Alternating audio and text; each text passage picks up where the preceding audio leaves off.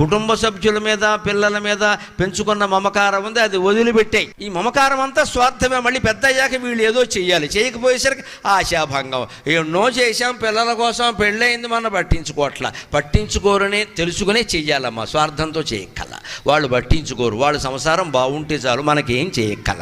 ఈ ఉద్దేశంతో చేస్తే నీ ఉద్దేశం మంచిది కాబట్టి ఖచ్చితంగా వాళ్ళలో కూడా మార్పు వస్తుందండి, అనుమానమే లేదండి. మన ఉద్దేశం మంచిదైతే భగవంతుడు వెనకాల హీ వర్క్స్ అవుట్, ఆయన పనిచేస్తాడు. ఆవిడ ఉద్దేశం మంచిది, నీకోసం సమస్తం త్యాగం చేసింది, నువ్వు ఎందుకు చేయవు అని కొడుక్కి కోడలికి చెప్పిస్తాడమ్మా. భగవంతుడు మార్చినట్టుగా ప్రపంచాన్ని మనం మార్చలేము. ఇక్కడ మనం అనుకున్నది జరగాలి అంటే భగవంతుడు ప్రార్థించాలి, మానవుల్ని ప్రార్థించద్దు. ఊరికే అహంకారం పెరిగి మనం తోసి బారేస్తారు. దేవుణ్ణి ప్రార్థిస్తే త్రూ ప్రాపర్ ఛానల్ వెళ్ళిపోతుంది. అది నీ మనసులో నువ్వు ప్రార్థన చేస్తే నీ బాధ ఎవరికి చేరాలో వారికి చేరుతుంది, వారిలో మార్పు వస్తుంది ఖచ్చితంగా. ఎవ్వరూ మార్చలేని స్వభావాలను భగవంతుడు మార్చగలరు. అందుకని చెబుతున్నాడు త్యక్తవ్యో మమకారం వదిలే.